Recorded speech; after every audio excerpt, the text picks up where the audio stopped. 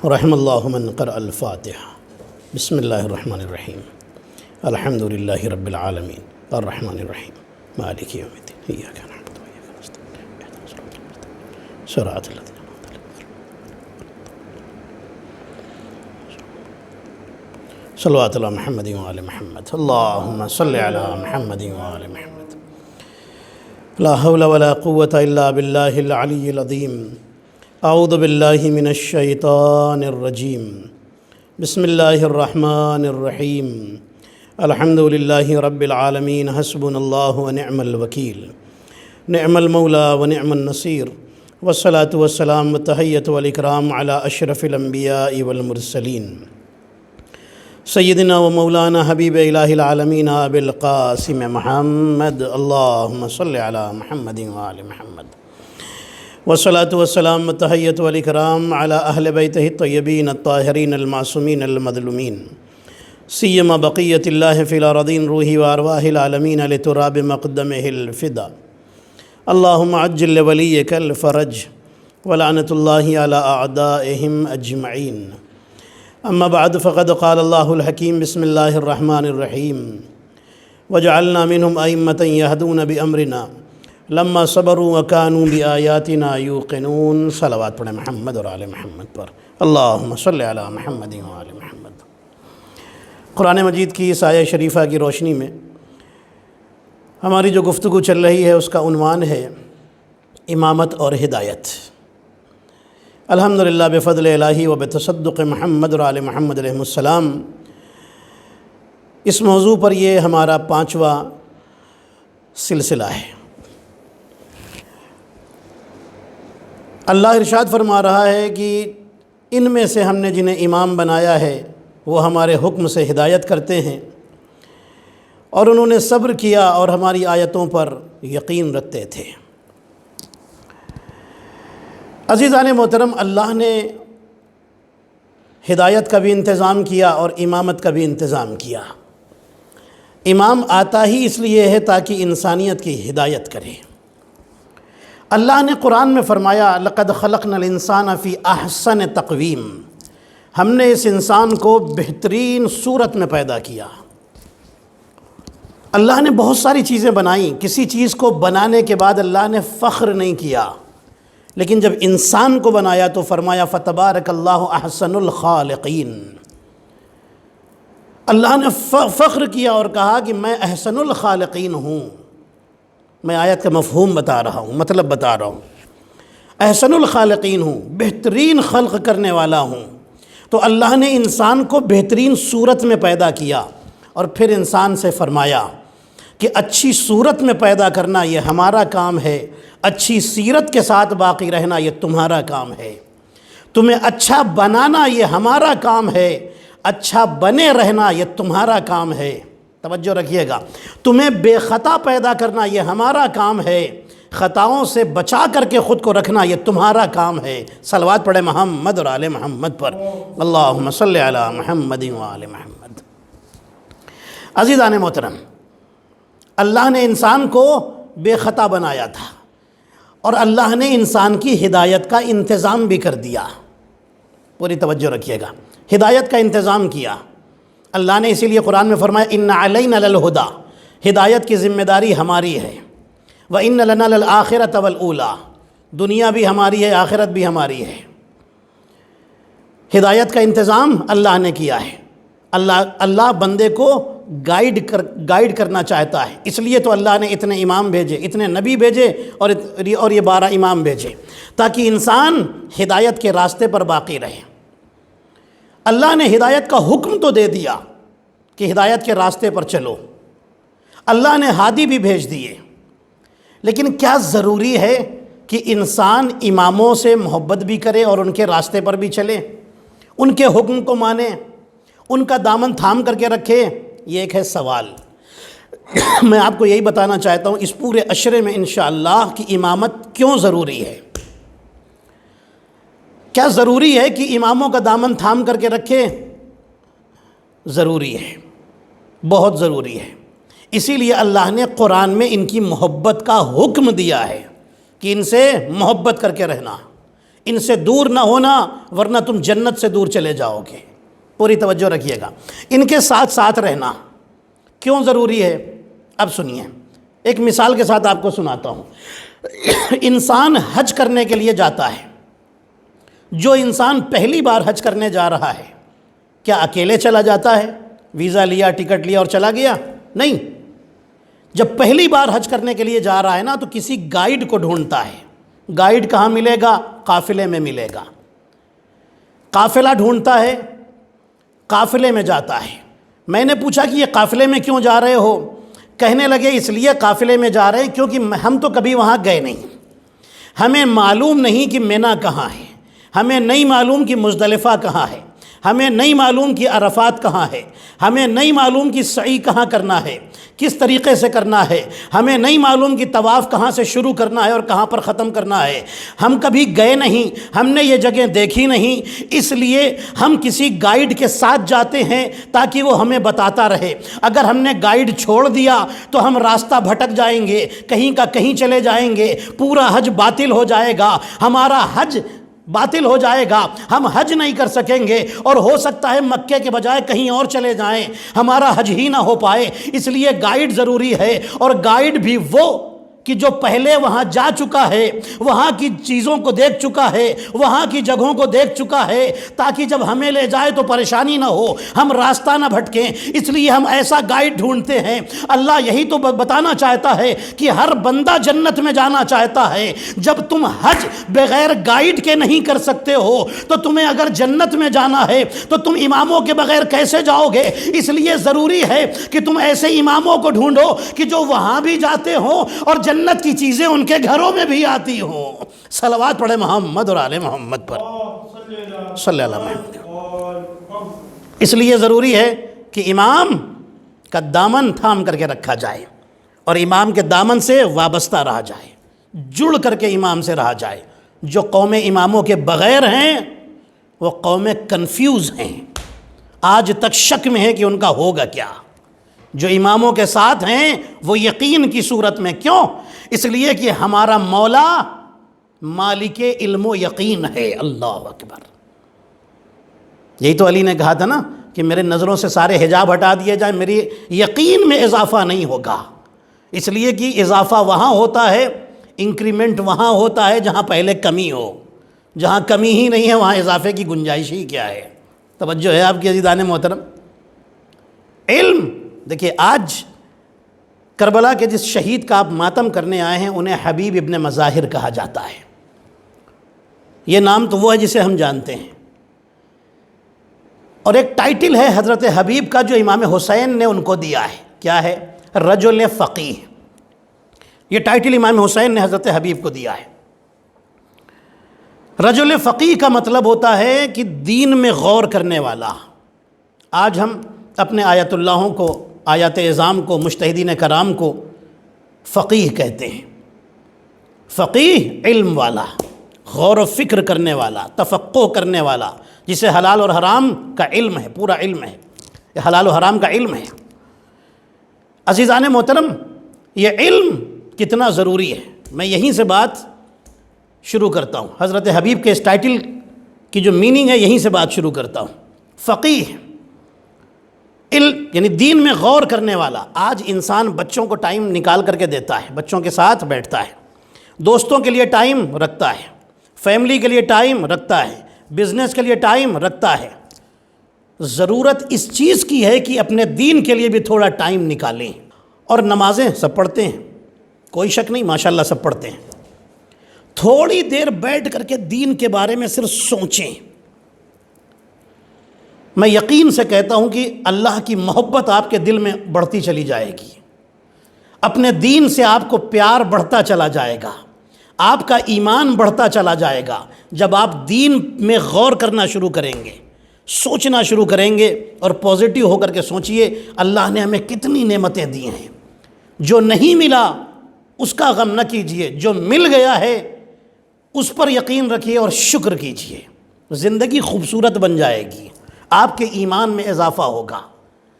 میرے عزیزو، دین کے بارے میں تھوڑی دیر ٹائم نکالیے اور سوچئے، اللہ نے کتنی نعمتیں دی ہیں، کیا ہم اللہ کا حق ادا کر رہے ہیں؟ میرے عزیزو، دین کا علم حاصل کیجئے۔ آج میں علم پر ہی گفتگو کروں گا۔ اگر علم کے بغیر عبادت ہو تو وہ عادت ہوتی ہے، عبادت نہیں ہوتی، اور اگر علم کے ساتھ اللہ کی بارگاہ میں سر جھکایا جائے تو وہ اللہ کی نظر میں عبادت کہی جاتی ہے۔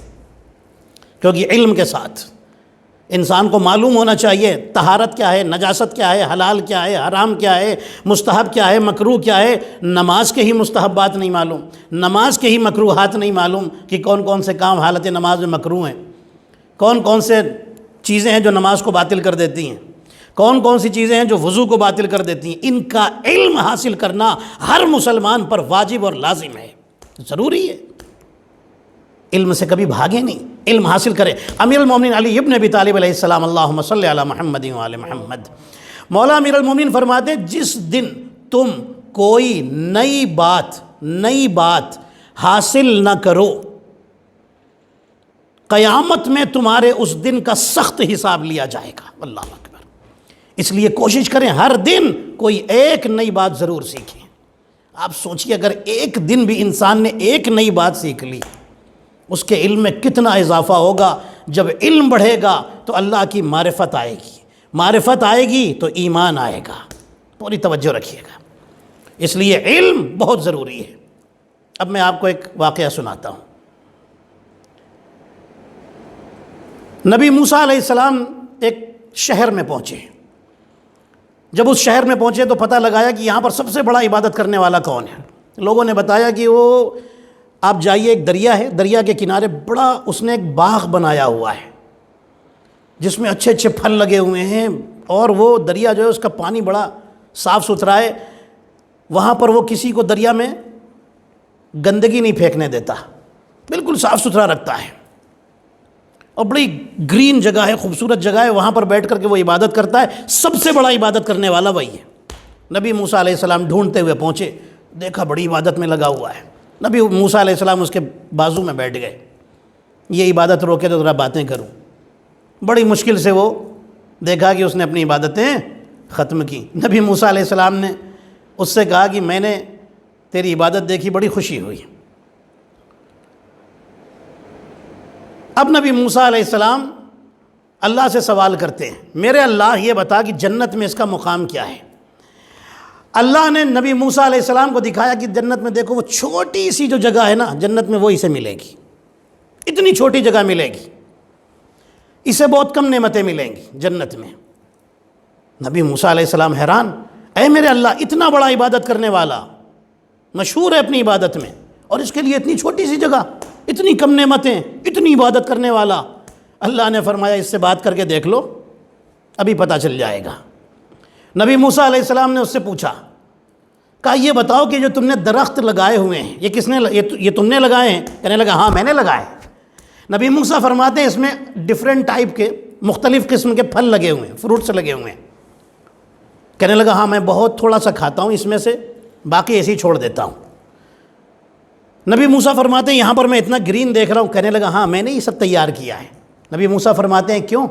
کہنے لگا میں اپنے اللہ سے بڑی محبت کرتا ہوں، میں سوچتا ہوں میرا اللہ کسی دن انسان کی شکل میں آ جائے تو میں نے جو یہ پھل لگائے میں اپنے ہاتھ سے کھلاؤں گا، میں اپنے اللہ سے کہوں گا یہیں پر رہ جائے، اسی لیے اتنی اچھی جگہ یہاں پر تیار کی ہے، اچھی گھاس لگائی ہے۔ نبی موسیٰ فرماتے ہیں میں سمجھ گیا۔ نبی موسیٰ اٹھے اور چلے گئے۔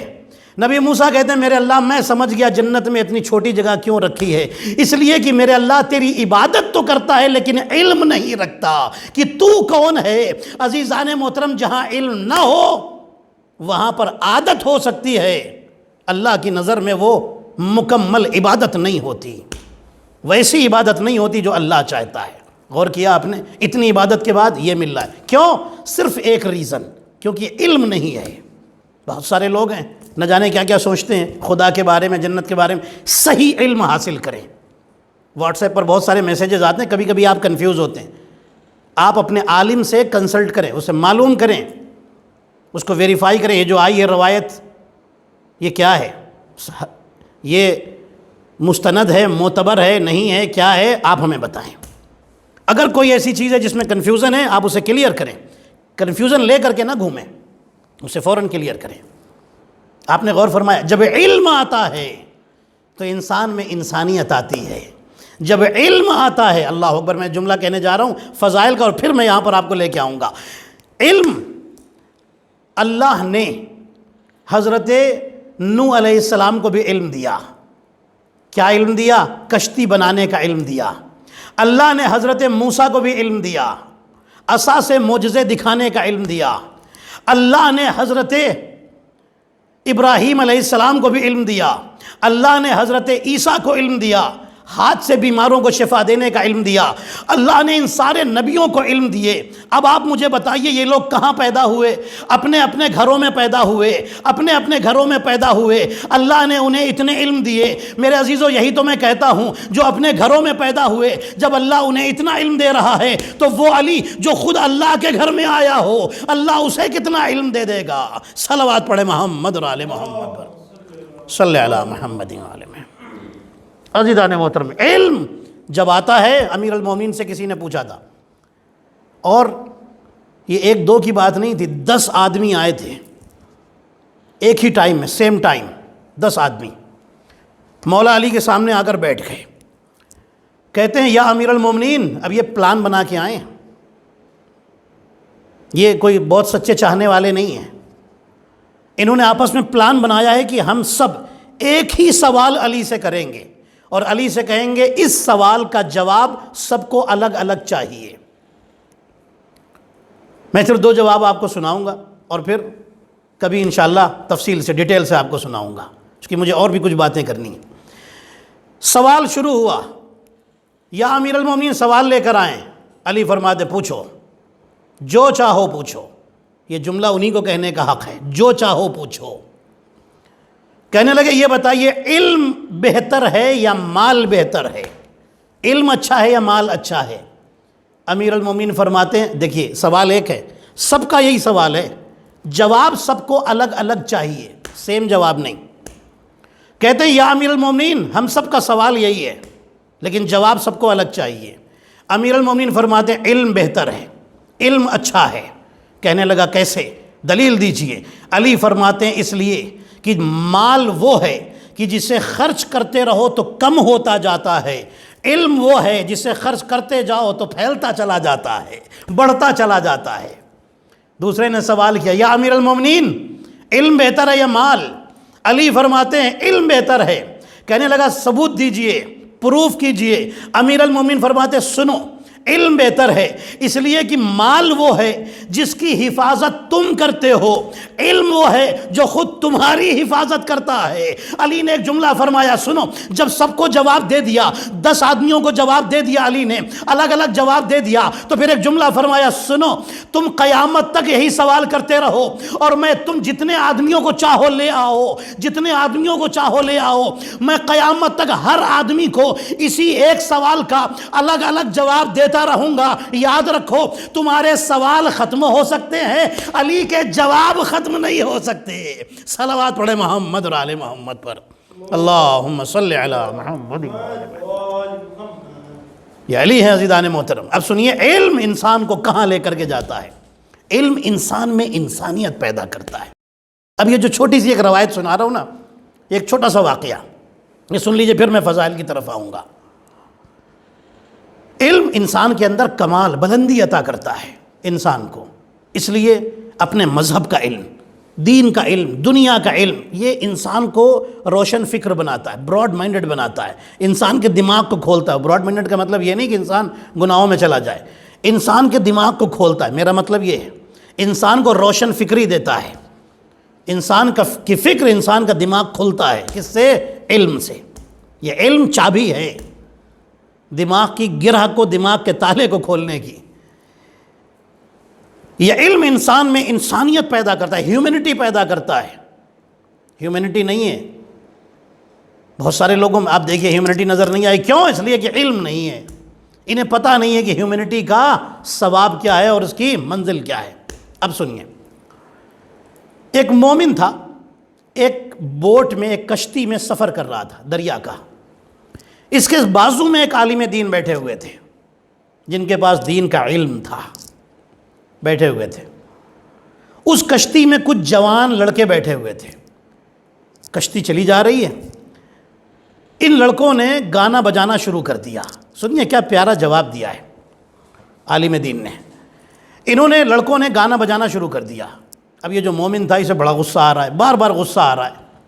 آخر میں اس کا غصہ بالکل اپنے شباب پر آ گیا، اس کا پیمانہ چھلک گیا، صبر کا پیمانہ چھلک گیا۔ عالم دین کی طرف دیکھتا ہے اور کہتا ہے آپ عالم دین ہیں، آپ بیٹھے دیکھ رہے ہیں، آپ بد دعا کیجئے یہ سب ختم ہو جائیں۔ عالم دین ہیں، آپ بد دعا کر دیجئے، آپ اللہ والے ہیں، آپ علم رکھتے ہیں، آپ بد دعا کیجئے سب مر جائیں، یہ سب گانا بجانا کر رہے ہیں، ہم کو تکلیف ہو رہی ہے۔ عالم دین نے ہاتھ اٹھائے اور کہا میرے اللہ، یہ جوان جیسے یہاں خوش ہیں ویسے ہی ان کو آخرت میں بھی خوش رکھنا۔ توجہ رکھیے گا، پوری توجہ، آپ بھی چونک گئے نا، جیسے یہاں خوش ہیں آخرت میں بھی ان کو ویسے ہی خوش رکھنا۔ بس اتنا کہہ کر کے اپنے ہاتھ نیچے کیا اور خاموش بیٹھ گئے۔ وہ انتظار کر رہا ہے اب اور کچھ کہیں گے، اور انہوں نے کیا کہہ دیا، میں نے تو بد دعا کے لیے کہا تھا۔ عالم دین خاموش، کہنے لگا میں نے آپ سے کہا تھا بد دعا کیجئے، آپ نے تو ان کو اور دعائیں دے دیں، اور دعا بھی ایسی کہ جو میری سمجھ میں نہیں آ رہی ہے۔ عزیزان محترم، عالم دین کہتے ہیں یہی تو فرق ہے مجھ میں اور تم میں، اسی لیے تو اللہ نے مجھے علم دیا ہے، میں نے علم جا کر حاصل کیا ہے تاکہ پتہ چلے نا کہ انسانیت کیا ہوتی ہے۔ تمہیں غصہ آیا، تم فوراً بد دعا کے لیے کہنے لگے، اور میں نے ہاتھوں کو اٹھا کر کے دعا کی میرے اللہ جیسے یہ جوان یہاں خوش ہیں آخرت میں بھی ان کو ویسے ہی خوش رکھنا۔ کہنے لگا میں سمجھا نہیں مولانا، آپ کہنا کیا چاہتے ہیں؟ مولانا کہتے ہیں میں تمہیں یہی بتانا چاہتا ہوں اللہ ان کو قیامت میں اسی وقت خوش رکھے گا جب انہیں دنیا میں توبہ کی توفیق عطا کر دے گا۔ جب یہ توبہ کر لیں گے تو یہ وہاں پر خوش جائیں گے، وہاں پر عذاب کے ساتھ نہیں جائیں گے۔ صلوات پڑھے محمد اور آل محمد پر، اللہم صلی علی محمد و آل محمد۔ غور فرمایا آپ نے، یہ علم ہوتا ہے جو انسانیت اور ہیومنٹی پیدا کرتا ہے، سوجھ بوجھ پیدا کرتا ہے، سمجھ عطا کرتا ہے انسان کو۔ عزیزان محترم، اس علم نے کتنا کمال کیا۔ آج یہ علم انسان کو کہاں لے کر چلا گیا؟ یہ علم یہی تو ہدایت ہے جو میرا ٹاپک ہے، امامت اور ہدایت۔ جب علم ہوگا تبھی تو ہدایت ملے گی نا۔ ہدایت جیسے علم حاصل کرے ہدایت ہوتی چلی جائے گی، اور علم صحیح علم، اس علم نے اتنا کمال کیا کہ آج ایک سائنٹسٹ کو، ایک انسان کو کہاں پہنچا دیا؟ چاند پر پہنچ گیا نا انسان، چاند پر انسان پہنچ گیا۔ اس علم نے انسان کو وہاں پہنچا دیا۔ تو علم بیکار نہیں ہے، علم انسان کو بلندیاں عطا کرتا ہے، علم انسان کو کمال تک لے کر کے جاتا ہے۔ اس علم نے انسان کو چاند تک پہنچا دیا۔ سب مانتے ہیں نا یہ بات؟ سب مانتے ہیں، مسلمان ہوں، عیسائی ہوں، یہودی ہوں، کافر ہوں، ہندو ہوں، سب یہ بات مانتے ہیں کہ انسان چاند تک پہنچ گیا۔ ہاں انسان چاند تک پہنچ گیا، سب مان رہے ہیں۔ یہی تو افسوس ہے عزیزان محترم۔ آپ مجھے بتائیے اللہ نے اپنے نبی کے لیے کیا فرمایا، رسول اللہ کے لیے؟ وَعَلَّمْتُكَ مَا لَمْ تَكُنْ تَعْلَمْ، اے میرے نبی جو ہم نے سارے نبیوں کو دیا تھا وہ سارا علم جمع کر کے آپ کو دے دیا۔ جو سارے نبیوں کو تھوڑا تھوڑا علم دیا تھا وہ سارا جمع کر کے آپ کو دے دیا، سارا علم ہم نے آپ کو دے دیا۔ یہ شان ہے ہمارے نبی کی۔ لیکن مسلمان شان گھٹانے پر تلا ہوا ہے، اور کیا کہتا ہے؟ رسول کو جب معراج ہوئی تو رسول کا جسم بستر پر تھا، روح معراج پر گئی تھی۔ میں آپ کو جملہ سنانا چاہتا ہوں، رسول کا جسم بستر پر تھا، روح معراج پر گئی تھی۔ رسول اللہ کبھی جسم کے ساتھ معراج پر گئے ہی نہیں، یہ تو بس ان کی روح گئی تھی۔ ہم کہتے ہیں ایسا نہ سوچو، رسول اپنے جسم کے ساتھ معراج پر گئے تھے۔ یہ ہمارا عقیدہ ہے، یہ علماء شیعہ کا اور مذہب شیعہ کا عقیدہ ہے کہ رسول اللہ اپنے جسم کے ساتھ معراج پر گئے تھے۔ میں کہتا ہوں مسلمانوں، آج یہ انسان ترقی کر کے چاند تک اپنے جسم کے ساتھ چلا گیا تو مان لیتے ہو ارے جس نے چند کتابیں پڑھی، جب وہ اپنے بدن کے ساتھ، اپنے جسم کے ساتھ، اپنی باڈی کے ساتھ چاند تک جا سکتا ہے، تو ہمارا وہ نبی جسے اللہ نے سارا علم دیا تھا وہ جسم کے ساتھ معراج پر کیوں نہیں جا سکتا ہے؟ صلوات پڑھے محمد اور آل محمد پر، اللہم صلی علی محمد۔ غور فرمایا آپ نے، میری کوشش ہوتی ہے کہ میں ہر مجلس میں کچھ ایسی باتیں آپ کی خدمت میں پیش کروں جو اس سے پہلے نہ پڑھی ہوں، چاہے وہ فضائل کے حوالے سے ہو، چاہے واقعات کے حوالے سے ہو۔ میرے عزیزو، آپ غور فرمائیں یہ علم ہے کیا؟ علی ممبر سلونی پر بیٹھے ہوئے ہیں، کوفے کا ممبر ہے، امیر المومنین علم عطا فرما رہے ہیں، مجمع ہے سامنے مسلمانوں کا، سب سن رہے ہیں۔ اچانک ایک جوان کھڑا ہوا اور وہ جوان سوال کرتا ہے، یا علی ایک سوال ہے میرا۔ امیر المومنین فرماتے ہیں کیا سوال ہے؟ کہتا ہے کہ میرا سوال یہ ہے کہ یہ بتائیے این جبرائیل، جبرائیل کہاں ہے؟ علی نے دائیں دیکھا، دیکھتے رہے، پھر بائیں دیکھا، دیکھتے رہے، پھر آسمان کی طرف دیکھا، دیکھتے رہے، زمین کی گہرائیوں میں دیکھا، دیکھتے رہے، سامنے دیکھا، پیچھے دیکھا، مڑ کر دیکھا، ہر طرف دیکھا۔ دیکھنے کے بعد فرماتے ہیں میں نے مشرق میں بھی دیکھا، مغرب میں بھی دیکھا، جنوب میں بھی دیکھا، شمال میں بھی دیکھا، آسمانوں میں دیکھا، زمین کی گہرائیوں میں دیکھا، مجھے جبرائیل کہیں نظر نہیں آتا۔ دو ہی ہو سکتے ہیں، یا میں ہوں یا تو جبرائیل ہے۔ پھر فرماتے میں تو ابو طالب کا بیٹا ہوں، میں جبرائیل نہیں ہوں، جبرائیل تو ہے۔ جیسے ہی علی نے بتایا کہ تو جبرائیل ہے، کوفے کے لوگ کہتے ہیں ہم نے دیکھا کہ جبرائیل اپنی جگہ سے بلند ہوئے، مسجد کی دیوار ایسا لگا کہ مسجد کی چھت ٹوٹی اور جبرائیل باہر نکل گئے، جبرائیل غائب ہو گئے۔ لوگ کہتے ہیں جبرائیل اپنی جگہ سے اٹھے، ہم کو لگا مسجد کی چھت ٹوٹی، جبرائیل باہر نکل گئے اور چھت پھر واپس جڑ گئی۔ عزیزان محترم، آپ نے غور فرمایا یہ وہ علی ہے کہ جس نے بتا دیا کہ جبرائیل کون ہے۔ اور دو چیزیں ہیں اللہ کی ہی کے گھر کی جو ٹوٹی ہیں اور پھر جڑ گئی ہیں، یا کوفے کی مسجد کی چھت تھی یا خانہ کعبہ کی دیوار تھی جو ٹوٹی اور پھر واپس جڑ گئی۔ بس فرق یہ ہے کہ مسجد کوفہ کی چھت ٹوٹی تو شاگرد جبرائیل جا رہا تھا، اور جب کعبے کی دیوار ٹوٹی تو جبرائیل کا استاد علی آ رہا تھا۔ صلوات پڑھیں محمد اور آل محمد پر، اللہم صلی علی محمد و آل محمد۔ غور فرمایا آپ نے، یہ وہ عالم ہے کہ جنہیں رسول نے فرمایا میں علم کا شہر ہوں، علی اس کا دروازہ ہے۔ ایک رجل فقیہ جس کو ٹائٹل دیا ہے امام حسین علیہ السلام، ان کے شہادت کی مجلس ہے اور ان کا ماتم کرنے آپ آئے ہیں، اس لیے میں نے چاہا کہ علم کے حوالے سے آج گفتگو ہو جائے۔ میرے عزیزو، کچھ لوگ آئے یہودی، کچھ سوال لے کر کے آئے مدینے میں ہمارے نبی کے وفات کے بعد، توریت لے کر کے ساتھ میں آئے ہیں، اور آ کر کے جو اس وقت حاکم تھا نبی کے زندگی کے بعد، ان لوگوں نے کہا کہ ہماری توریت میں کچھ باتیں ہیں، ہم یہ دیکھنا چاہتے ہیں کہ آپ کہتے ہیں کہ قرآن میں ہر شے کا علم ہے، جو باتیں اس میں لکھی ہیں ہمارے کچھ سوال ہیں، کیا ان کے جواب آپ کے قرآن میں ہیں؟ اگر آپ دے دیں تو یہ ہم اتنا سارا سامان لائے ہیں، یہ ہم ہدیہ دیں گے، تحفہ دیں گے۔ لوگ آ گئے، بڑے بڑے جو عقل مند سمجھے جاتے تھے ان کو بلایا گیا، جمع ہوئے، قرآن کھولا گیا، دیکھا گیا، کسی کو جواب نہیں ملا، کسی کو نہیں ملا۔ پریشان کیا کیا جائے؟ کہا اسی کو بلاؤ جو ہلاکت سے بچاتا ہے۔ پوری توجہ رکھیے گا، ماشاءاللہ مجلسیں سنتے رہتے ہیں آپ، الحمدللہ آپ تو پہنچ ہی جاتے ہیں۔ اسی کو بلاؤ جو ہلاکت سے بچاتا ہے، اگر وہ نہ ہوتے تو ہلاک ہو جاتے ہیں، انہی کو بلاؤ۔ کس کو بلایا گیا؟ شہر علم کے دروازے کو، امیر المومنین کو بلایا گیا۔ یا علی، یہ یہودی آئے ہیں، سوال لے کر کے آئے ہیں اور کہتے ہیں آپ قرآن سے اسے ثابت کیجئے، قرآن میں اس کا جواب ہے کہ نہیں۔ علی فرماتے ہیں تو کیا کیا؟ کہ یا علی کب سے ڈھونڈ رہے ہیں، اس میں ملتا ہی نہیں۔ امیر المومنین پورا قرآن پڑھ ڈالا، اس میں جواب ہی نہیں ملتا۔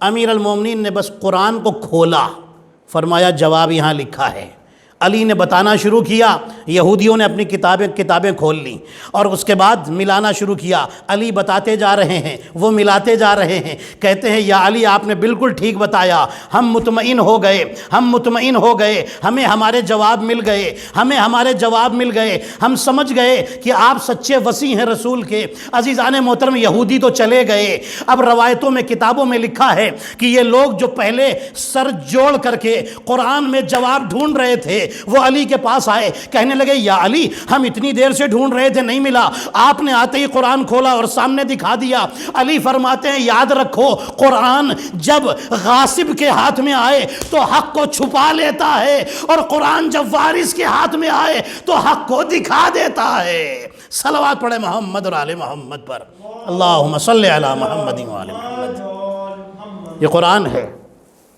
جب وارث کے ہاتھ میں آئے تب بتاتا ہے کہ حق کیا ہے۔ میرے عزیزو، یہ اہل بیت ہدایت کے لیے آئے تھے، یہ کسی جنگ و جدال اور حکومت، یہ کسی چیز کے لیے نہیں آئے تھے، یہ آئے تھے ہدایت بشر کے لیے، جنہیں خدا نے بادشاہی دی ہو، جو جنت کے بادشاہ ہوں، جو آسمان و زمین کے بادشاہ ہوں۔ دنیا کی بادشاہی سے کیا غرض ہے؟ میرے عزیزو، اسی لیے سب نے یہی کہا نا، شاہ است حسین بادشاہ است حسین۔ یہ حسین کتنے مظلوم ہیں، روایتیں بتاتی ہیں۔ دیکھیے میں نے غم کا بیان شروع کر دیا ہے، روایتیں بتاتی ہیں کہ مدینے کا ایک منظر ہے، رسول اللہ جناب سیدہ کے گھر میں بیٹھے ہوئے ہیں،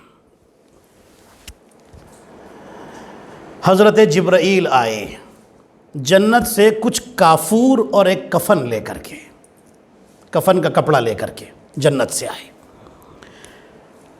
حضرت جبرائیل کہتے ہیں یا رسول اللہ، اللہ آپ کو سلام کہتا ہے اور اللہ نے یہ جنت کا کافور اور جنت کا کفن بھیجا ہے، آپ چاہیں تو اپنے پاس رکھیں، چاہیں تو اپنے اہل بیت میں تقسیم کر دیں۔ رسول اللہ نے کفن کے کپڑے میں سے تھوڑا سا کپڑا الگ کیا، تھوڑا کافور لیا اور کہا یہ علی یہ تمہارے حوالے، پھر تھوڑا سا کپڑا الگ کیا، تھوڑا سا کافور لیا، فاطمہ یہ تمہارے حوالے، پھر تھوڑا سا کپڑا الگ کیا، تھوڑا سا کافور لیا، کہا حسن یہ تمہارے حوالے، باقی کفن اپنے پاس رکھ لیا۔ امام حسین علیہ السلام انتظار کرتے رہے کہ نانا مجھے بھی ٹکڑا دیں گے، کفن کا ایک ٹکڑا مجھے بھی دیں گے۔ نہ کفن آیا نہ کافور آیا۔ حسین اپنی جگہ سے اٹھے اور جا کر اپنی اماں سے لپٹ گئے، اماں کیا مجھ سے کوئی خطا ہو گئی ہے؟ کیا نانا مجھ سے ناراض ہیں؟ نانا نے سب کو کفن بھی دیا اور کافور بھی دیا، مجھے نہ کفن دیا نہ کافور دیا۔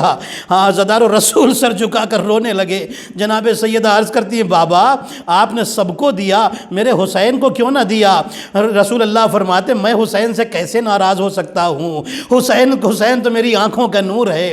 حسین کو بلا کر سینے سے لگایا اور فرمایا میرے لال، اے میرے بیٹے، کفن اسے دیا جاتا ہے جسے غسل دیا جاتا ہے، میرے حسین تجھے نہ غسل ہو دیا جائے گا نہ کفن پہنایا جائے گا، تمہارا جنازہ کربلا کی سرزمین پر بے گور و کفن پڑا ہوگا۔ آزادارو، سب اہل بیت رونے لگے۔ آزادارو، اب سوچئے وہ لوگ کیسے تھے جنہوں نے اہل بیت کو رلا دیا۔ آزادارو، عاشور کا دن ہے، تاریخ بتاتی ہے کربلا میں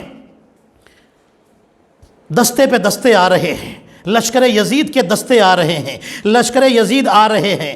جب بھی کوئی لشکر آتا ہے نا، کربلا کی زمین پر گھوڑوں کی آواز گونجتی ہے، خیمے میں زینب کا دل گھبرانے لگتا ہے، زینب تڑپ جاتی ہے اور ایک مرتبہ اپنے بھائی حسین سے پوچھتی بھیا یہ کون آئے ہیں؟ حسین فرماتے ہیں زینب یہ لشکر یزید والے آئے ہیں، یہ لشکر یزید والے آئے ہیں۔ پھر کہتے ہیں لشکر یزید والے آئے ہیں۔ جب بھی پوچھتی ہے یہی جواب ملتا ہے لشکر یزید والے آئے ہیں۔ زینب تڑپ کر کہتی ہیں بھیا یزید والے آ رہے ہیں، کیا آپ کا کوئی مددگار نہیں بچا؟ جیسے یہ جملہ سنا حسین نے جواب دیا۔ حسین فرماتے ہیں بہن میرا ایک بچپن کا دوست ہے جسے حبیب ابن مظاہر کہا جاتا ہے، میں اپنے حبیب کو بلاتا ہوں، حبیب یہی کوفے میں تو رہتا ہے۔ عزادارو اب حسین نے خط لکھنا شروع کیا۔ عزادارو حسین نے خط لکھا من الغریب الی رجل فقیہ، ایک پردیسی کی جانب سے ایک رجل فقیہ کی طرف عزادارو خط لکھنا شروع کیا۔ زینب آگے بڑھی، بھیا حسین اس خط میں لکھ دو کہ اے حبیب زینب تمہیں سلام کہتی ہے، زینب سلام کہتی ہے۔ حسین نے لکھ دیا۔ حسین نے ایک جملہ اور لکھا کہ حبیب میں آ گیا ہوں، مدد کرنا چاہتے ہو تو دیکھو دیر نہ کرنا، جلدی آ جانا، اگر دیر ہو گئی تو کہیں ایسا نہ ہو کہ تم اس وقت پہنچو کہ جب ہم دنیا سے جا چکے ہو۔ عزادارو حبیب کو خط لکھ رہے ہیں۔ عزادارو خط لکھتے لکھتے ایک مرتبہ حسین فرماتے ہیں زینب مجھے حبیب کو کچھ اور لکھنا ہے، یہ کہہ کر آگے بڑھے، زینب کو یہاں پر روکا، آگے بڑھے اور کچھ لکھا۔ جانتے ہیں کیا لکھا؟ ایک جملہ لکھا، اے حبیب میں تمہیں مدد کے لیے نہ بلاتا لیکن کیا کروں، میرے ساتھ رسول کی بیٹیاں آئی ہے، علی و فاطمہ کی بیٹیاں آئی ہے، میں اس لیے مدد کے لیے بلا رہا ہوں۔ آزادارو روایتیں بتاتی حسین نے خط تیار کیا، غلام کو بلایا، کہا لے جا اور جلدی لے کر کے جا۔ روایتیں بتاتی ہیں حبیب بازار میں تھے، مسلم ابن اوسجہ کی نظر پڑی۔ حبیب کہتے ہیں مسلم ابن اوسجہ کیا کہیں جا رہے ہو، کہیں تیاری کر رہے ہو کہیں جانے کی؟ مسلم کہتے ہیں اے حبیب یہ بتاؤ تمہارے ہاتھ میں کیا ہے؟ حبیب کہتے ہیں میرے ہاتھ میں داڑھی میں لگانے والا خضاب ہے۔ مسلم کہتے اب میں تمہیں بتاتا ہوں، سنو کربلا میں میرا مولا حسین آ گیا ہے۔ عزادارو کہتے ہیں کہ میں وہیں جا رہا ہوں۔ عزادارو جیسے ہی حبیب نے سنا خضاب کو زمین پر پھینک دیا اور پھر ایک جملہ کہا اب تو یہ داڑھی حسین کی مدد میں خون سے رنگین ہوگی۔ یہ کہہ کر کے گھر میں آئے۔ عزادارو گھر میں آئے، کھانا لگا ہوا ہے، زوجہ نے کھانا لگایا ہے، کھانے پر بیٹھ گئے۔ کھانے پر بیٹھے تھے اتنے میں کسی نے دروازہ کھٹکھٹایا اور حبیب نے پہلا لقمہ جو منہ میں رکھا حلق میں اٹکنے لگا، حلق میں رکنے لگا۔ جیسے ہی رکا حبیب نے ایک جملہ کہا لگتا ہے کسی بھوکے نے مجھے یاد کیا ہے، لگتا ہے کسی بھوکے نے مجھے یاد کیا ہے۔ یہ کہہ کر کے اٹھے، دروازہ کھولا، پوچھا کون ہو؟ کہنے لگا انا برید الحسین، میں حسین کا قاصد ہوں، خط لے کر کے آیا ہوں۔ جیسے ہی سنا فوراً خط ہاتھ میں لیا، خط کو کھول کر چوما، آنکھوں سے لگایا اور کہتے جاتے تھے میرے مولا حسین کا خط ہے، میرے مولا حسین کا خط ہے۔ خط کو پڑھا، پڑھنے کے بعد خط کو بند کیا، آئے اور آ کر بیوی کے سامنے دسترخوان پر بیٹھ گئے۔ زوجہ پوچھتی ہے کیا بات ہے، کس کا خط ہے؟ کہنے لگے مولا حسین کا خط ہے، مجھے بلایا ہے۔ بیوی کہتی ہے کیا ارادہ ہے؟ کہنے لگے سوچ رہا ہوں کہ جاؤں کہ نہ جاؤں۔ بس ایک مرتبہ زوجہ جلال میں آ گئی، اٹھ کر کھڑی ہوئی، اپنی چادر حبیب کی گود میں ڈالی اور کہا حبیب مولا حسین بلا رہے ہیں، رسول کا نواسہ بلا رہا ہے اور تم سوچ رہے ہو اگر تم سے نہیں جایا جاتا لاؤ تلوار مجھے دو، میں اپنے مولا کی مدد کے لیے جاؤں گی۔ عزادارو حبیب اٹھے اور اٹھ کر کہتے میں تمہارا امتحان لے رہا تھا، کیسے ہو سکتا ہے میرا مولا بلائے اور میں نہ جاؤں؟ زوجہ کہتی حبیب یہ امتحان کا وقت نہیں ہے، یہ نصرت حسین کا وقت ہے۔ عزادارو حبیب نے غلام کو بلایا اور فرمایا میرا گھوڑا تیار کر۔ عزادارو گھوڑا تیار ہو رہا ہے، ادھر حبیب تیار ہو رہے ہیں۔ حبیب تیار ہو کر نکلے، حبیب کو دیر ہو گئی۔ جیسے ہی دروازے پر آئے تو کیا دیکھا؟ گھوڑے کی آنکھوں سے آنسو نکل رہے ہیں اور گھوڑے کے گلے میں غلام نے باہیں ڈالی ہے اور باہیں ڈال کر کہتا ہے اے گھوڑے تو رو نہیں، تو گھبرا نہیں، اگر میرا آقا حبیب حسین کی مدد کے لیے نہ آیا میں تیری پیٹھ پر سوار ہو کر حسین کی مدد کے لیے جاؤں گا۔ ارے حبیب نے مدینے کا رخ کیا، یا رسول اللہ کیا آپ کی اولاد پر یہ وقت آ گیا کہ اب جانور بھی رو رہے ہیں؟ کیا یہ حیوان بھی رو رہے ہیں؟ عزادارو حبیب گھوڑے پر سوار ہوئے، حبیب چلے، کہاں جا رہے ہیں؟ کربلا کی طرف جا رہے ہیں۔ حسین خیمے کے باہر کھڑے ہیں، عباس ساتھ ہے، علی اکبر ساتھ ہے، اونو محمد ساتھ ہے، اصحاب ساتھ ہے۔ ایک مرتبہ دور سے دھول اڑتی ہوئی دیکھی، حسین نے آواز دی، عباس آگے بڑھو، میرے بچپن کا دوست آ گیا، اکبر آگے بڑھو، استقبال کرو۔ عزادارو حبیب قریب آئے، گھوڑے سے نیچے اترے، دوڑ کر آگے بڑھے، مولا کو سلام کیا، حسین نے گلے سے لگایا۔ حسین کے صحابیوں نے ایک آواز بلند کی، اللہ اکبر۔ یہ آواز خیموں میں پہنچی، جیسے ہی خیموں میں پہنچی زینب نے فضہ سے پوچھا، فضہ دیکھو آخر ماجرا کیا ہے، یہ اصحاب تکبیر کی آواز کیوں بلند کر رہے ہیں؟ فضہ آئی، دیکھا ماجرا، دیکھا، واپس گئی اور کہتی، بی بی مولا کے بچپن کے دوست حبیب آ گئے ہیں، ان کے آنے کی خوشی میں اصحاب نعرہ تکبیر بلند کر رہے ہیں۔ عزادارو زینب ایک جملہ کہتی ہے، اما فضہ جاؤ، جا کر حبیب سے کہہ دو زینب سلام کہہ رہی ہے۔ فضہ آئی اور آ کر کے جملہ کہا، اے حبیب شہزادی سلام کہہ رہی ہے۔ ارے حبیب زمین پر بیٹھ گئے، آج یہ زمانہ آ گیا شہزادیاں غلام کو سلام کہلائے۔ عزادارو پھر ایک وقت وہ آیا کہ جب حضرت حبیب زخموں سے چور ہو کر زمین پر گرے ہیں، عزادارو حسین نے حبیب کا سر گود میں رکھا۔ حبیب نے ایک سوال کیا تھا، مولا آپ راضی ہو گئے نا؟ عزادارو حسین تڑپ کر کہتے ہیں، اے حبیب میں بھی راضی، میرا نانا بھی راضی، میرا بابا بھی راضی، میرا اللہ بھی راضی، جاؤ خدا حافظ۔ حبیب نے آنکھیں بند کر لی، حبیب دنیا سے گزر گئے۔ شام حسین کی شہادت ہوئی، جب امام حسین کی شہادت ہو گئی اور شام غریبہ آ گئی، خیمے لوٹے جانے لگے، اور جب ظالم نیزے لے کر بڑھے، زینب کی چادر چھینی جانے لگی، تو زینب نے کسی کو یاد نہ کیا، بس ایک جملہ کہا، اے بھیا حبیب آؤ دیکھو تمہارے علاقے میں زینب کی چادر چھین لی گئی۔ ارے حبیب کا جنازہ تڑپنے لگا۔ ہاں حبیب کہہ رہے ہوں گے، اے بی بی کاش زندگی ہوتی تو یہ زندگی قربان کر دیتا، لیکن آپ کے سر سے چادر نہ چھننے دیتا۔ الا لعنت اللہ علی القوم الظالمین۔ سیعلم الذین ظلموا ای منقلب ینقلبون۔ ماتم حسین۔